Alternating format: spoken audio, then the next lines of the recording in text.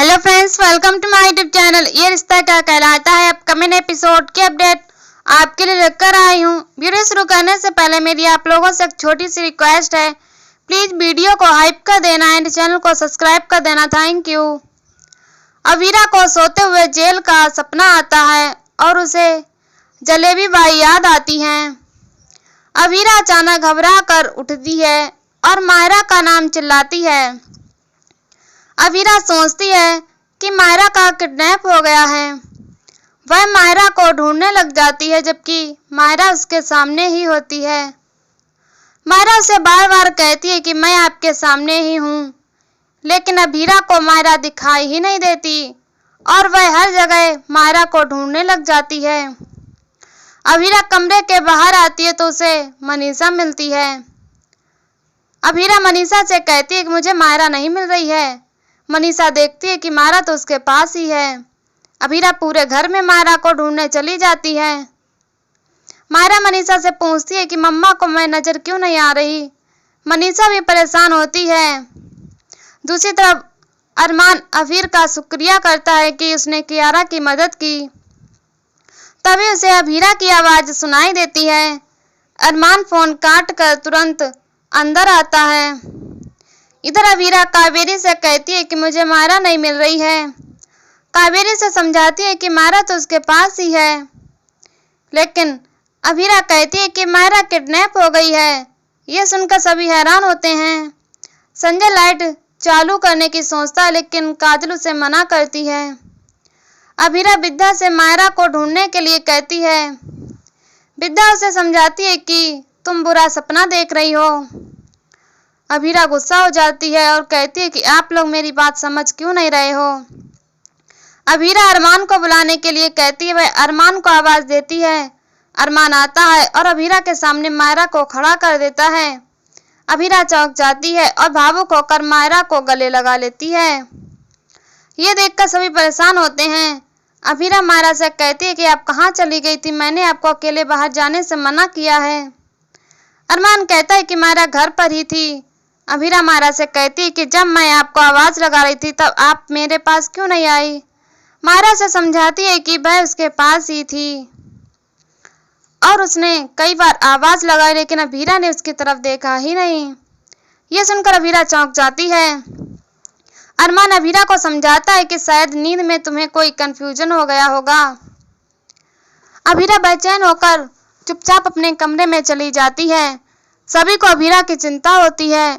अरमान मायरा को समझाता है कि आपकी माँ आपसे बहुत प्यार करती हैं, इसीलिए वह सपने में भी आपको खोने से घबरा जाती हैं। आप चिंता मत करना। मायरा उसकी बात मान लेती है। दूसरी तरफ तान्या कमरे में आती है और रोने लग जाती है। तान्या अवीरा के लिए बुरा महसूस करती है और क्रिस से पूछती है कि क्या मैं अवीरा को अंशुमन की मौत का जिम्मेदार बताकर गलत कर रही हूँ। क्रिस पूछता है कि तुम्हें ऐसा क्यों लग रहा है। तान्या कहती है कि अवीरा की हालत बहुत खराब है। वह जेल से आकर भी खुश नहीं है। उसे यकीन ही नहीं हो रहा है कि वह घर आ चुकी है। क्रिस कहता है कि यह अवीरा के कर्मों का फल है। अवीरा आज इसीलिए भुगत रही है क्योंकि उसने अंशुमन का दिल तोड़ा था।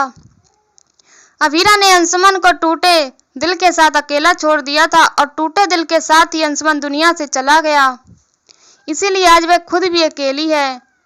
क्रिस तान्या के आंसू पोंछता है और कहता है कि तुम्हारी फीलिंग्स गलत नहीं है। वह तान्या को रिलैक्स कहने के लिए कहता है और दोनों एक दूसरे के करीब आते हैं। अगली सुबह तान्या खुश होकर केक बनाती है। विद्या तान्या को हंसते देखकर पूछती है कि वह क्यों मुस्कुरा रही है। तान्या मुस्कुराते हुए कहती है कि उसे केक बनाना अच्छा लगता है।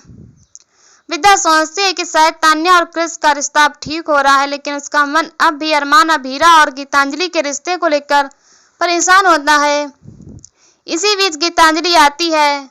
वह विद्या और तान्या से पूछती है कि क्या वह मदद कर सकती है। गीतांजलि अरमान के लिए नाश्ता बनाने लगती है और कहती है कि अरमान को शायद स्टडी रूम में सोने की ही आदत हो गई है, इसीलिए वह कल रात कमरे में नहीं आए। तान्या बताती है कि अरमान तो रात को अवीरा और मायरा के कमरे के बाहर सो रहा था। विद्या तुरंत अरमान का पक्ष लेती है और कहती है कि उसने यह सब सिर्फ अवीरा और मायरा की चिंता में किया होगा।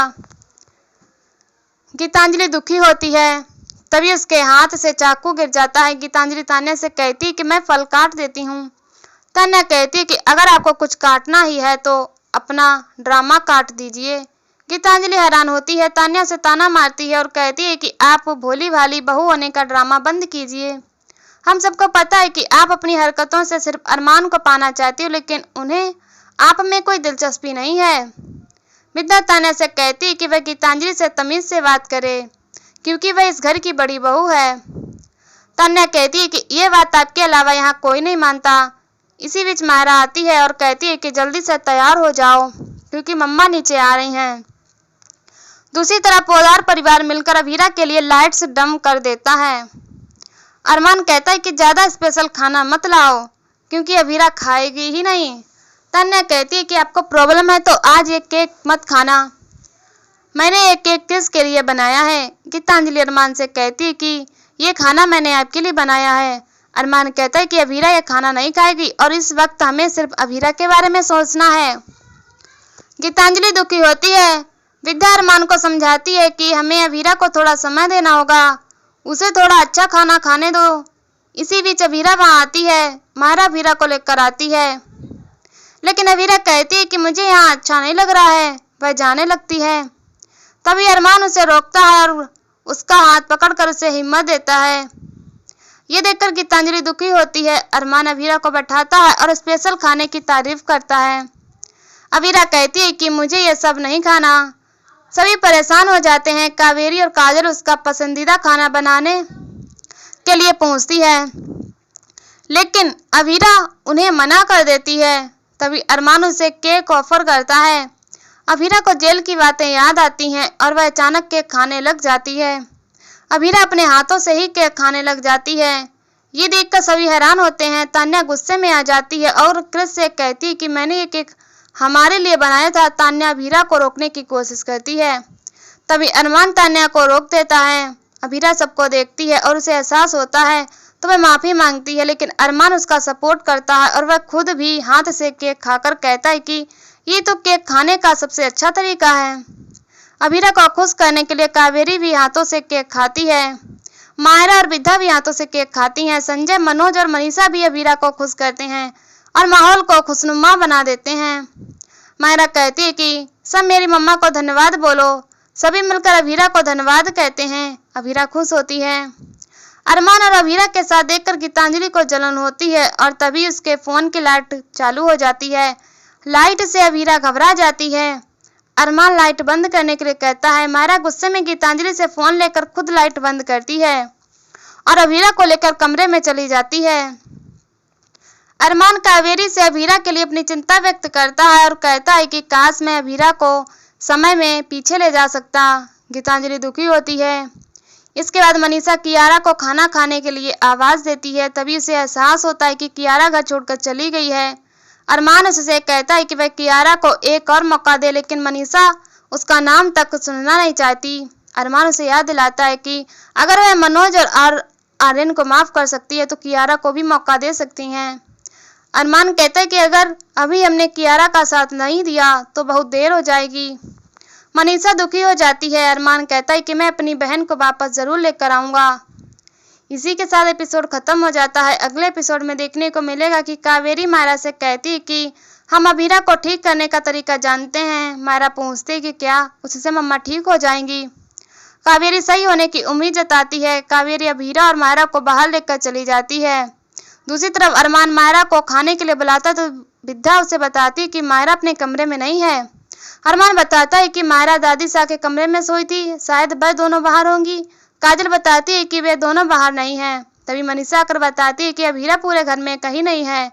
अरमान घबरा जाता है और यहीं पर एपिसोड खत्म हो जाता है। अगले एपिसोड में देखने को मिलेगा। ऐसी वीडियो देखने के लिए हमारे चैनल को सब्सक्राइब करें, वीडियो को हाइप करें और हमें कमेंट में बताओ वीडियो कैसे लगी। तब तक के लिए बाय बाय।